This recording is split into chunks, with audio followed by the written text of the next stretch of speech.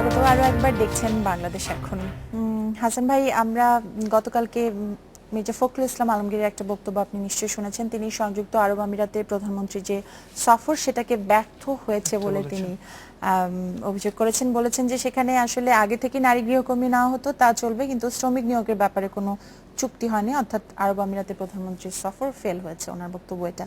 মধ্যপ্রাচ্যে যে শ্রমবাজার সেটাতে বাংলাদেশ থেকে শ্রমিক রপ্তানি নিয়ে গত কিছুদিন ধরে একটা সম্ভবত সমস্যা চলছিল। আমি আপনার কাছে জানতে চাইব সমস্যাগুলো কোথায় এবং কি কি কারণে সমস্যাগুলো হচ্ছে।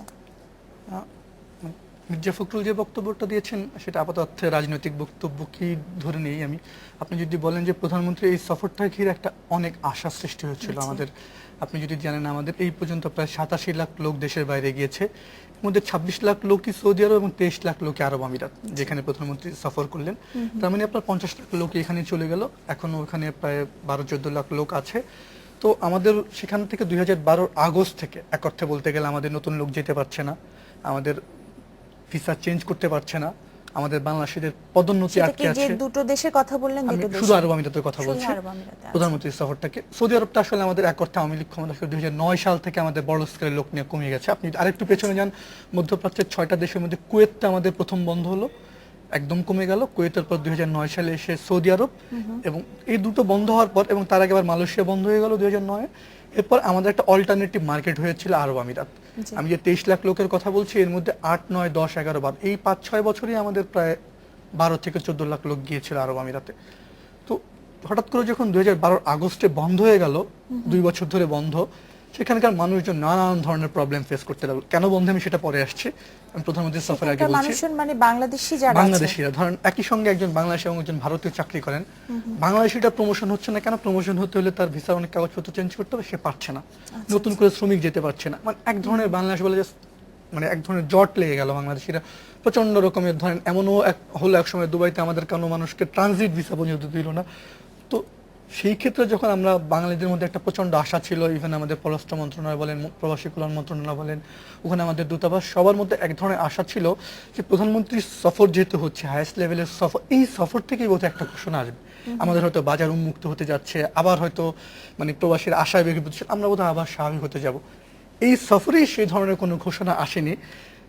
ঘোষণা আসেনি কারণে যদি আপনি ব্যর্থ বলতে চান সেটা আপনি বলবেন কিনা দেখেন। বাট এই যে বরফ গলার ভাঙনটা শুরু হলো, আমার কাছে মনে হলো যে বেশ কিছু চুক্তি হলো, নারী গৃহকর্মীরা হ্যাঁ আগে থেকে যাচ্ছিল, এখন হয়তো সেটা স্কেলটা বাড়বে। এই এই যে সম্পর্কের বিষয়টা আপনি বলছিলেন, এটা মূল সমস্যাটা আসলে কোথায়, কি কারণে এরকম একটা অবস্থা এসেছে? স্পেসিফিক যদি আপনি আরব আমিরাতের কথায় আসেন, আর কিংবা যদি কুয়েত বা সৌদি আরবের প্রেক্ষাপটে আনেন, 2009 সালে আওয়ামী লীগ ক্ষমতা আসার পর পরে সৌদি আরবের সাথে আমাদের একটু নেগেটিভ সম্পর্কের তৈরি হয়, যার কারণে ওরা 2009 বন্ধ করে দিল।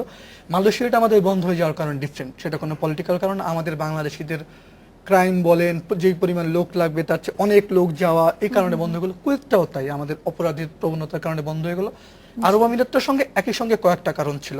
2012-তে এসে আপনার অপরাধ প্রবণতা যেমন আমাদের কিছু বাঙালির বাড়লো, আমাদের ওইখানে অন্ততপক্ষে আমার যেটুকু লাস্ট হিসাব 19 থেকে 20 জন বাঙালি আছেন যারা ফাঁসির দণ্ডপ্রাপ্ত হয়েছেন, হাজারখানেক বাঙালি আছেন যারা জেলে আছেন, বিভিন্ন ধরনের অপরাধ করেছেন। তারপরে আমাদের একটা বড় সমস্যা হলো দুবাই ওয়ার্ল্ড এক্সপোকে নিয়ে। সেটাতে ভোট দিতে গিয়ে আমরা একটা মানে বোকার মতো সিদ্ধান্ত নিলাম, আমরা সেটা আমরা রাশিয়াকে সমর্থন দিয়ে দিলাম। এটাকে আরব আমিরাত খুব নেগেটিভলি নিল, যে তোমাকে এত লোককে আমরা নেই, তুমি কেন রাশিয়াকে ভোট দিলে আমাকে না দিয়ে।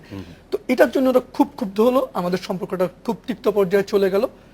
পরবর্তীতে সেকেন্ড রাউন্ডের ভোটে অবশ্য আমরা সেটা সংশোধন করে নিয়েছি, রাশিয়া বাদ পড়েছে। মানে এটা একটা কূটনৈতিক এক ধরনের বলতে পারেন আমাদের ব্যর্থতা বা আগাম বুঝতে না পারা, সেই জায়গাটা থেকে এখন আমাদের সম্পর্কটা ভালো হচ্ছে।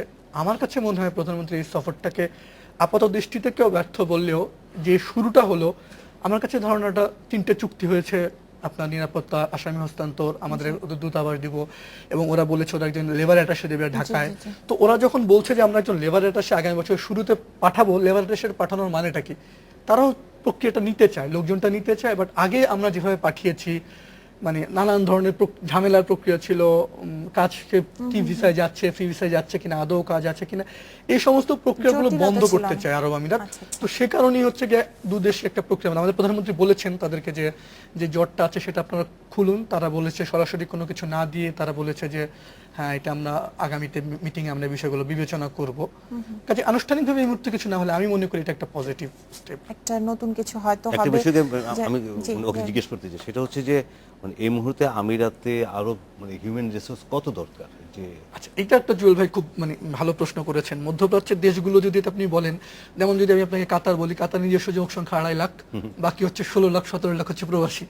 তো মিডল ইস্টের দেশগুলোতে হচ্ছে ওদের যে লোক মানে আছে তার চেয়ে ধরেন 10 গুণ 12 গুণ 14 গুণ বেশি পর্যন্ত হচ্ছে আপনার এক্সপার্টেড শ্রমিকরা। কারণটা হচ্ছে ওখানে ব্যবসা Construction, বাণিজ্য বিনিয়োগ কনস্ট্রাকশন, এবং এই দেশগুলো 2022-30 কে সামনে রেখে কাতার বিশ্বকাপ, এদিকে তাদের ওয়ার্ল্ড এক্সপোকে সামনে রেখে হিউজ কনস্ট্রাকশনে যাচ্ছে, যার কারণে প্রচুর লোক যাচ্ছে, প্রচুর লোক লাগছেও।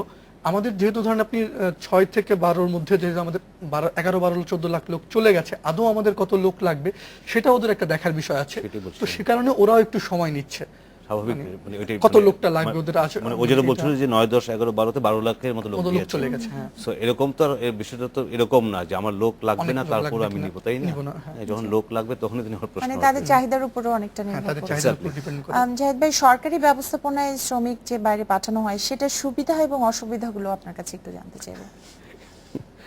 বিষয়টা হচ্ছে যে এই বিষয়ে আমি খুব ভালো কিছু বলতে পারবো এরকম না। হ্যাঁ, আচ্ছা, কারণ হচ্ছে যে একটা তবে আমি যেটা এমনিতে পর্যবেক্ষণ করি, হ্যাঁ, সেটা হচ্ছে যে এর আগে আমরা শুনেছিলাম যে মালয়েশিয়াতে কত 30,000 টাকাতে শ্রমিক নেবে, 33,000 টাকা যাচ্ছে। 33,000 টাকায় যাচ্ছে। বাট এই মানে এই যাওয়াটা কি খুব বেশি আশাব্যঞ্জক?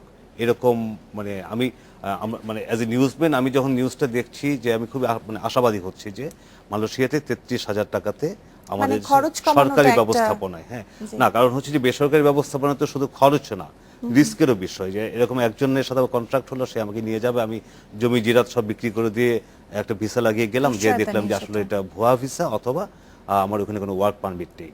সো সরকারি ব্যবস্থাপনায় গেলে সুবিধা হচ্ছে এটা যে আমি আমার কাজটা কনফার্ম হচ্ছে, আমি কম খরচে যাচ্ছি। বাট পরের যে ফলো আপটা সেটা আসলে আমি খুব বেশি জানি না, হয়তো হাসান এটা বুঝতে পারুন। মানে এটা নিয়ে মানে যদি আমরা পরিষ্কার করে কথা বলতে চাই যে G2G আমাদের বেসরকারি খাতের যারা নেয়, বলা হয় যে তারা অনেক টাকা নেয়, অনেক কিছু নেয়। এর যদি মূল কারণটা আমরা দেখি তাহলে হচ্ছে মাঝখানে অনেকগুলো দালাল প্রথা আছে। ঢাকায় তার অফিস, তার কোনো একজন কর্মী আসছে নওগাঁ থেকে সে আসছে রাজশাহী থেকে, এই মাঝখানে অনেকগুলো স্টেপের কারণে খরচটা দেখা যায় যে 4, 5, 6 লাখ টাকা হয়ে যায়। যে লোকটা ব্যবসা করছে বা অ্যাট দ্য এন্ড যে ব্যবসায়ী পাঠাচ্ছে সে হয়তো 25, 30, 40 হাজার টাকায় লাভ করছে, মাঝখানে দালালরা টাকা নিয়ে যাচ্ছে।